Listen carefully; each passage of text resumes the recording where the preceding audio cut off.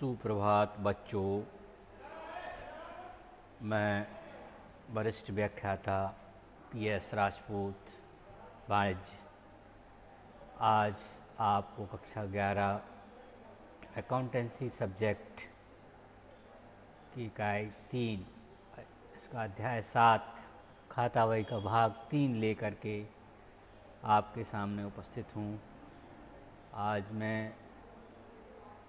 जैसे कि आपने पिछले वीडियो में खाता बही के विषय में देखा कि खाता बही में किस तरह से क्रय खाता विक्रय खाता तैयार करते हैं, उसके बहुत सारे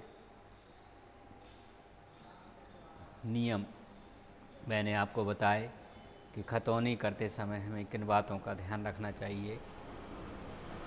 ये बात भी स्पष्ट हुई कि खतौनी से पहले प्रारंभिक लेखा का कार्य किया जाता है।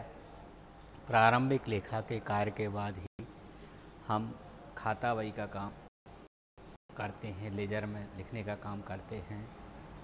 उसी श्रृंखला में मैं आज आपको व्यक्तिगत खातों में पोस्टिंग कैसे की जाती है, व्यक्तिगत खातों में खतौनी कैसे की जाती है, ये आपको बताऊंगा। तो ये आप देखेंगे। बेसिक बात यह है बच्चों कि आप जनरल में जो जिस खाते को आप डेबिट या क्रेडिट करते हैं, उसी खाते को संबंधित खाते में हम डेबिट पक्ष और क्रेडिट पक्ष में लिखते हैं। ये बात आपको ठीक ढंग से समझ लेना चाहिए कि जनरल या सहायक बहियों का काम आपको ठीक ढंग से आना चाहिए। जो विद्यार्थी जनरल और सहायक बहियों में लेखा करना ठीक ढंग से अब अभ्यस्त हो जाते हैं, लिखने का उनको तरीका मालूम हो जाता है, तो फिर खतौनी का काम कठिन नहीं होता है। ये बात मैं बार बार आपको दोहरा रहा हूँ, बार बार हर वीडियो में लगभग ये बात बताई गई है कि कृपया आप अकाउंटेंसी सब्जेक्ट को पढ़ रहे हैं, यदि आपको इसको सरल बनाना है, समझने योग्य बनाना है, मज़ेदार बनाना है, तो आप जनरल और सहायक बहियों का काम बहुत अच्छे ढंग से सीख लें। और ये बार बार अभ्यास से ही संभव है। इसके लिए कोई शॉर्टकट या कोई वैसी विधि नहीं है कि कोई एकदम आपको कैप्सूल के रूप में दे दे और आप खा लें और सीख जाएं।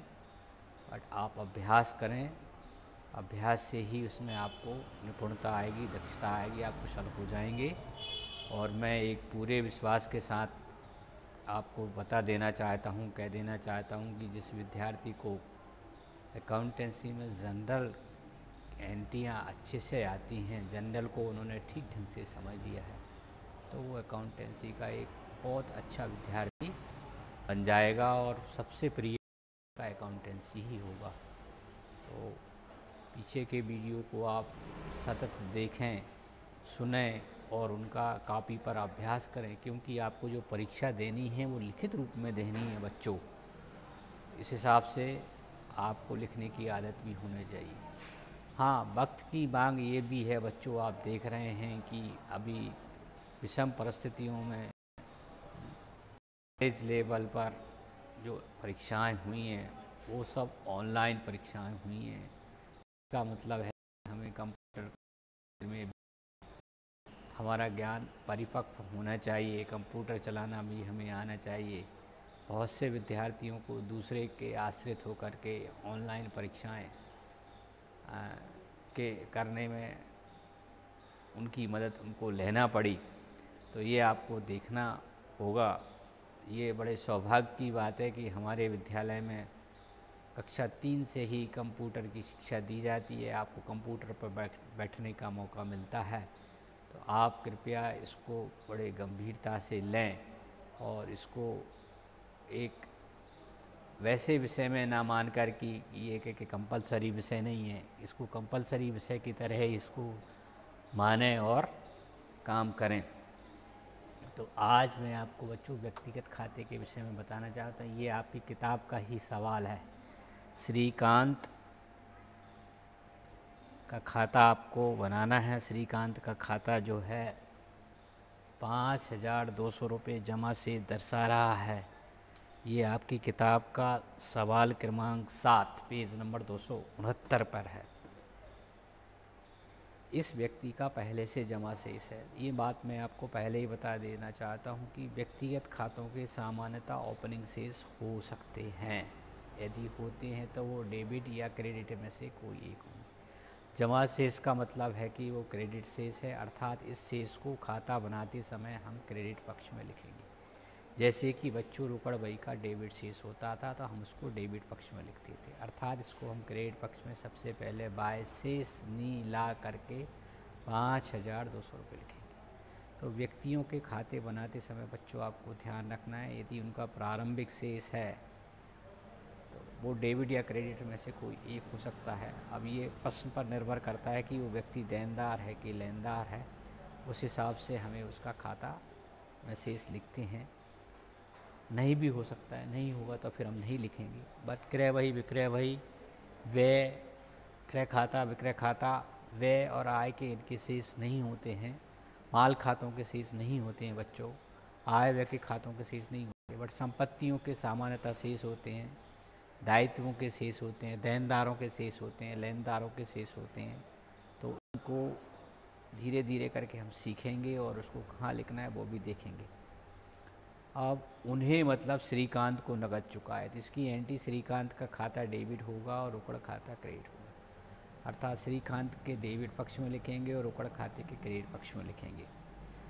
उनसे माल खरीदा मतलब श्रीकांत से माल खरीदा तो बच्चों इसकी एंट्री क्रय खाता डेबिट होगी और श्रीकांत का खाता जमा, अर्थात जमा पक्ष में लिखेंगे। जनरल को मैंने नोट के रूप में भी करके आपको नीचे दिखाया गया है तो आप देखेंगे।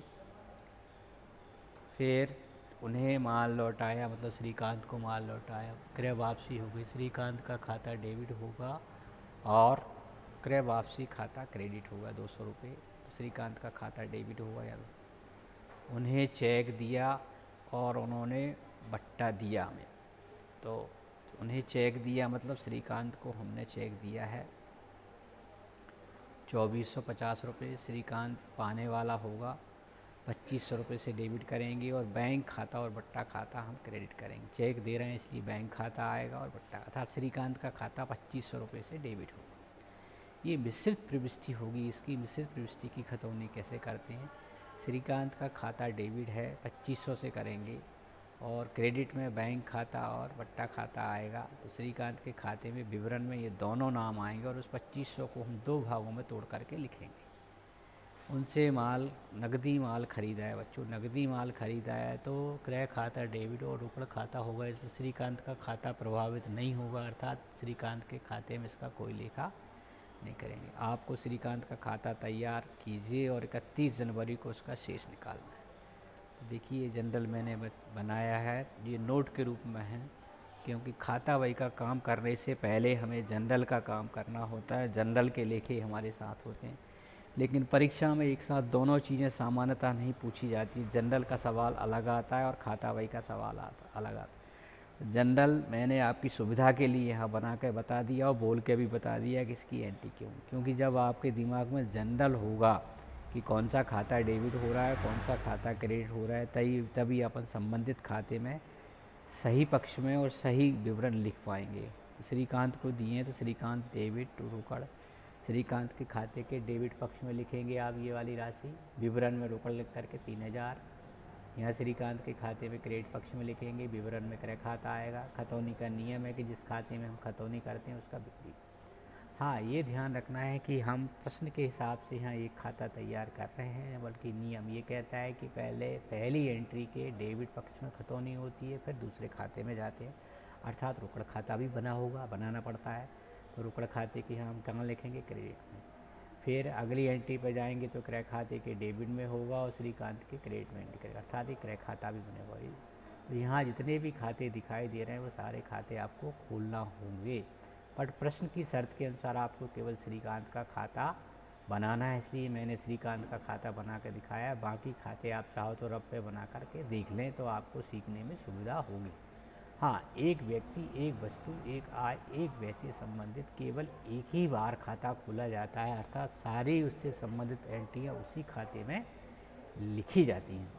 तो श्रीकांत का खाता यहाँ डेबिट होगा और क्रय वापसी खाता क्रेडिट होगा। श्रीकांत के खाते में डेबिट पक्ष में लिखेंगे और यहाँ क्रय वापसी खाते के क्रेडिट पक्ष में लिखेंगे। ये मिश्रित प्रविष्टि है, समझ लीजिए बच्चों। श्रीकांत का खाता जो है 2500 से डेबिट हो रहा है, चेक दिया है तो बैंक खाता 2450। अब जब हम विवरण में लिखेंगे श्रीकांत के खाते में तो ये दोनों राशि आएंगे और इस राशि को हम दो भागों में तोड़ देंगे तो इसका योग भी 2500 हो, क्योंकि दोहरा लेखा का सिद्धांत ये कहता है कि जितनी राशि हमने डेबिट की है उतनी राशि हमें क्रेडिट करनी होती हुई है। सुविधा के लिए बच्चों हमने इसकी मिश्रित प्रविष्टि बनाई है। यदि मैं इसकी अलग अलग प्रविष्टि करूँगा तो ऐसे होगी। श्रीकांत का खाता डेबिट 2450, बैंक खाता 2450, श्रीकांत का खाता डेबिट 50 2/50, ऐसे करेंगे। तो आपको लग रहा होगा कि ये तो एक खाते में एक ही पक्ष है, विपरीत में दो नाम है। तो इसके खाते में जब हम खतौनी करेंगे तो ये दोनों नाम आएंगे, बट राशि यही आएगी। जब चूँकि खाते दो हैं तो हम राशि को भी दो भागों में तोड़ देंगे। जब बैंक में खतौनी करेंगे तो नाम ये आएगा लेकिन राशि ये आएगी। बट्टा खाते में खतौनी करेंगे तो नाम ये आएगा विवरण में, बट राशि ये आएगी। ये समझ में आएगा। ये सुविधा के लिए हमने इसको इकट्ठा करना, अलग अलग पढ़ना मैंने आपको बता दिया। इसकी अलग अलग एंट्री करने को कोई कहे तो कैसे करोगे? श्रीकांत डेबिट 2450 टू बैंक 2450, फिर श्रीकांत डेबिट 50 2/50, ऐसे होगी। तो अभी आपने देखा कि 2450 के साथ भी श्रीकांत था और 50 के साथ ही श्रीकांत। ये थोड़ा सा आपको सीखना होगा। इसे मिश्रित प्रविष्टियों की खतौनी बोलते हैं। माल चूँकि नगद खरीदा है, देखो इसमें श्रीकांत का कहीं नाम आ नहीं रहा है। क्रय खाता डेबिट हो रहा है, रोकड़ खाता, इसलिए श्रीकांत के खाते में इसकी खतौनी नहीं होगी। क्रय खाते के डेबिट में होगी, रोकड़ खाते के क्रेडिट में होगी। तो इस तरह से बच्चों ये प्रश्न हो गया पूरा। ये अभी तक मैं प्रश्न ही पढ़ रहा था, प्रश्न की जनरल एंट्रियाँ भी आपको बता दी। फेयर कापी में ये आपको नहीं उतारना है, आपको फेयर कापी में तो ये उतारना है, पेज नंबर और सवाल नंबर डाल करके इसका आंसर भर लिखना है, सवाल नहीं उतारना है, ये ध्यान रखना है बच्चों ने। तो आप अब देखिए, ये श्रीकांत का खाता, हेडिंग डालते हैं सबसे पहले डेबिट पक्ष और क्रेडिट पक्ष। ये खाते का डेबिट बाईं ओर का भाग डेबिट पक्ष होता है, दाईं ओर का भाग क्रेडिट पक्ष होता है। खाते का नाम बीचों बीच में लिखा जाता है बच्चों, जो भी खाता होता है। फिर इसके कॉलम निश्चित हैं, दिनांक, विवरण, जनरल प्रश्न, रकम। 4 कॉलम डेबिट के होते हैं और 4 क्रेडिट के होते हैं। ये गलती से बच्चों जनवरी लिखा गई है, इसको हटा देना आप। विवरण में जनवरी टाइप हो गया है, कैसे हो गया है, इसको कृपया हटा दें, विवरण ही है केवल। जनरल प्रश्न, रकम। अब आप देखें यहाँ पर शेष, सबसे पहले देखो इसका शेष है 1 जनवरी को, क्रेडिट शेष। ये ध्यान रखना है, व्यक्तिगत खाते का शेष डेबिट या क्रेडिट कोई एक हो सकता है, जिधर होगा उधर लिख देंगे। यदि डेबिट होता तो टू शेष नीला करके यहाँ लिखता हूँ, वो प्रश्न से स्पष्ट होता है बच्चों, उसमें ज़्यादा दिमाग लगाने की आवश्यकता नहीं है। तो यहाँ ये हमारे लिए लेनदार हुआ, ये लिख दिया मैंने। फिर हमने इससे माल खरीदा है तो क्रय खाता डेबिट हो गया है और श्रीकांत का खाता क्रेडिट हो गया है। फिर हमने इसको 3000 रुपये नकद दिए तो श्रीकांत का खाता डेबिट टू रोकड़ खाता, ये 3000 हो गए। फिर इसको माल वापस किया है तो श्रीकांत का खाता डेबिट, ये गलत लिखा गया है, वापसी में पार डबल हो गया, इसको सही करें आप, और 200 रुपये आ गया। फिर बैंक खाता, श्रीकांत का खाता डेबिट, जब मिश्रित प्रविष्टि मैंने बताई थी, देखो अपोजिट नाम दो हैं और इस तरह से राशि को तोड़ कर लिखेंगे। ये वास्तव में 2500 रुपये हैं, इस 2500 रुपये को मैंने दो भागों में कर दिए, ऐसा हो गया बच्चों। तो ये डेबिट साइड में 1 2 3 4 खाते और क्रेडिट साइड में शेष मिला करके 2 हो गए, इस खतौनी हो गई। अब बाकी खातों के लिए क्रय खाता बनाएंगे। क्रय खाते के यहाँ इसमें यदि क्रेडिट में है तो क्रय खाते की कहाँ जाएगी बच्चों, डेबिट में। यहाँ श्रीकांत के खाते में क्रय विवरण में क्रय खाता नाम आया तो क्रय खाते में श्रीकांत का नाम आएगा। ये सब खाते चूँकि क्रेडिट होंगे बच्चों, क्योंकि श्रीकांत का खाता यहाँ पर डेबिट है, तो इन सब खाते खोलोगे तो उनके क्रेडिट पक्ष में लिखोगे आप। विवरण में सब में श्रीकांत का नाम आएगा, इसमें भी श्रीकांत, इसमें भी, इसमें भी, इसमें। जब बच्चों खातों में पूरी खतौनी का काम हो जाता है तो खतौनी का काम पूरे साल भर चलता है बच्चों। जैसे जैसे जनरल में लेके होते जाते हैं, जनरल से फिर लेखों को हम खातों में उतारते हैं। खातों में उतारने का उद्देश्य होता है कि प्रत्येक व्यक्ति, वस्तु, आय, वैसे संबंध जानकारी हम एक जगह पर संग्रह कर लें। एक जगह पर हम उसको एक दृष्टि में देख सकें कि हमें किससे कितना लेना देना, आय कितनी व्यय हुई, कितना माल खरीदा, कितना बेचा, आदि सारी जानकारी हमें अलग अलग मिल जाती है। क्योंकि लेखांकन करने का एक उद्देश्य होता है, बही खाता करने का एक उद्देश्य होता है कि प्रत्येक व्यक्ति, वस्तु, आय व्यय से संबंधित जानकारी हमें एक दृष्टि में मिल सके। इस उद्देश्य से प्रारंभिक लेखा का काम पूरा होने के बाद हम वर्गीकरण का काम करते हैं। वर्गीकरण का काम खाता बही नाम की पुस्तक में होता है। खाता बही एक रजिस्टर होता है जिसमें हम सभी जनरल में लिखे गए सभी खातों को उनकी प्रकृति, स्वभाव के अनुसार अलग अलग करके अलग अलग पेज पर लिखते हैं। एक व्यक्ति, एक वस्तु, एक आय से संबंधित बच्चों एक ही खाता होता है। इसका मतलब ये हो गया कि जैसे क्रय खाता खोला है तो क्रय खाता एक ही होगा और साल भर में जितनी बार भी क्रय करेंगे सारी राशि उसी खाते में लिखी जाएगी। ऐसी एक व्यक्ति का एक ही खाता होगा और उससे संबंधित जितने भी लेन देन होंगे उसी खाते में लिखे जाएंगे। कितनी ही बार उससे पैसा लें या दें इससे कोई मतलब नहीं, किसी तारीख में लें दें इससे कोई अंतर नहीं पड़ता है। ऐसा करने से एक व्यक्ति, एक वस्तु, एक आय से संबंधित जानकारी एक स्थान विशेष पे इकट्ठी हो जाती है और हम फिर आगे उसका उपयोग करते हैं। कैसे उपयोग करते हैं वो आप देखेंगे। तो ये बच्चों आपकी पूरी खतौनी का काम हो गया। खतौनी का काम आप देखें। ये 2 त्रुटियां जरूर हो गई, इनको सुधार लें। प्रिंटिंग मिस्टेक है ये विवरण नहीं है, जन नहीं है यहाँ, और यहाँ वापसी में ये पा डबल लिखा गया, इसको हटा दें आप। एक पा को है, ये प्रिंटिंग मिस्टेक है, त्रुटि की मिस्टेक है, जिसको सुधारें। खाते का प्रारूप समझ लें। देखो ये बीचों बीच में है, ये डेबिट हिंदी में लिखना है तो DRCR, इंग्लिश में लिखें तो date particular JF amount, date particular JF amount. इसका उपयोग बच्चों जब जनरल से खाते में उतारते हैं तो जनरल का पेज नंबर यहाँ डाला जाता है, ये उपयोगिता होती है। तो जनरल के आपका जनरल का जब आप कॉलम देखते हैं तो वहाँ दिनांक, विवरण, वहाँ खाता पृष्ठ होता है, तो उसके खाता पृष्ठ वाले कॉलम में इसका पेज नंबर डालेंगे कि ये किस पेज नंबर पर है। वो जनरल के हमने किस पेज से यहाँ इसको उतारा उसका पेज नंबर यहाँ डाला जाता है।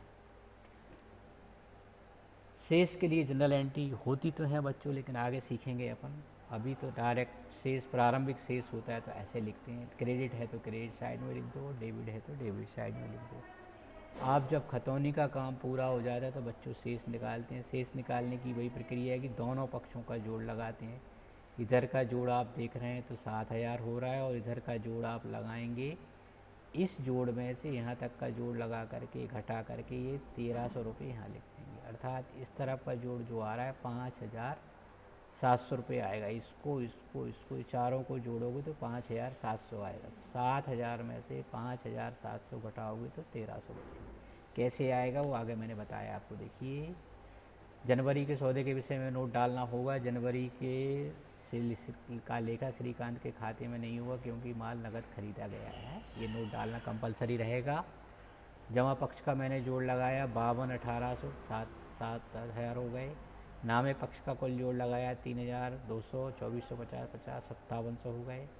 जिस पक्ष का ज़्यादा जोड़ होता है ज़्यादा वाले में से कम वाले जोड़ को घटाते हैं तो बच्चों 1300 आ गए। घटाने के बाद जितनी राशि आती है उतनी राशि कम वाले पक्ष में हम शेष नीले करके ही लिखते हैं। प्रारंभिक शेष हमेशा शेष नीला होता है, नीचे लाया गया। इंग्लिश में लिखना है तो बैलेंस BD और इसको बैलेंस CD लिखेंगे। नीला और नीले में ये अंतर होता है बच्चों। प्रारंभिक शेष को नीचे लाया करके लिखते हैं और जो शेष ज्ञात किया जाता है, निकाला जाता है, उसको नीले करके लिखते हैं। नीचे ले गए, इसको पूरा पढ़ेंगे। शेष नीचे ले गए, शॉर्ट में लिखा जाता है ऑब्लिक करके। ये 1300 रुपये कम वाले पक्ष में लिख दिया और अब जोड़ लगा दिया। खातों का जोड़ बच्चों हमेशा एक सीध में होता है। देखो यहाँ इसका जोड़ मैंने यहाँ नहीं लगाया। क्यों नहीं लगाया कि ये नियम कहता है कि खातों के दोनों पक्षों का जोड़ एक सीध में हो गया। चाहे भले किसी पक्ष में कोई लेन देन हो या ना हो, कम हो या ज़्यादा हो, इससे कोई अंतर नहीं पड़ता। खाते का जोड़ हमेशा एक सीध में ही रहेगा। शेष की राशि कैसे लिखी जाएगी वो आपको दिखाई। शेष हमेशा साल के अंत में निकाला जाता है बच्चों। यहाँ 1 महीने बराबर 1 साल आप देख रहे हैं कि खाता एक साल के बराबर आपका हो रहा है। तो इस तरह से बच्चों ये पूरा सवाल कंप्लीट हो गया। व्यक्ति का खाता, व्यक्तियों के खाते सामान्यतः परीक्षा में पूछे जाते हैं। क्रय खाता, विक्रय खाता भी पूछ सकते हैं। फर्नीचर खाता आ गया था पिछले बार बोर्ड परीक्षा में, जो आपका सरकारी स्कूल में बोर्ड से पेपर आया था, वहाँ फर्नीचर खाते का पूछा, तो कोई सा भी खाता पूछ सकते हैं जिसमें 4-5 एंटी ही पूछते हैं, ज़्यादा बड़े सवाल नहीं होते। बट अभ्यास के लिए आपको कई तरह के सवालों का अभ्यास करना चाहिए। एक साथ बहुत सारे खाते नहीं पूछते हैं बच्चे, लेकिन आपको सीखने की दृष्टि से आपको पता होना चाहिए कि कितने एक व्यापारी के हैं कितने खाते, व्यापारी के उतने ही खाते खुलेंगे जितने लेन देन हो। रोकड़ बही भी बच्चों खतौनी का ही तो स्वरूप था, क्योंकि रोकड़ बही खाते का काम भी करती है और सहायक बही का भी काम करते थे। एक साथ बच्चों में आपको 2 अध्याय में खतौनी का काम आप सीख चुके हैं। रोकड़ वाला बही वाले को भी आप खतौनी की दृष्टि से ही देखें, वो भी खतौनी का ही काम है, खाता बही का ही काम है, खाता बही तैयार की गई है आपको। तो इस तरह से बच्चों ये काम हो गया, ये नोट मैंने लगा दिया है। आज के लिए बच्चों इतना ही। घर रहिए, सुरक्षित रहिए। नवांकुर डिजी लेसन को आपने यदि डाउनलोड नहीं किया है, बहुत सारे बच्चे मिल रहे हैं और बता रहे हैं कि हमने डाउनलोड नहीं किया, तो डाउनलोड कर लें। परिस्थितियाँ अनुकूल नहीं हैं, बच्चों कब तक ऐसे चलेगा ये कह पाना मुश्किल काम है। नवांकुर चैनल को आप सब्सक्राइब कीजिए, लाइक कीजिए और लोगों को भी बताइए। सभी क्लासों के सभी विषय के वीडियो नवांकुर चैनल पर उपलब्ध हैं। समय और परिस्थिति के अनुसार सामंजस्य बिठा करके बच्चों आप लोग इन वीडियो को देखें। असुविधा होने पर आप संबंधित शिक्षक से कॉल करके बात कर सकते हैं। कहीं कोई ऐसी बात हो सकती है जो आपके समझ के परे हो, तो आप संबंधित शिक्षक से बात करके अपनी समस्या का समाधान हल करें। Thank you very much.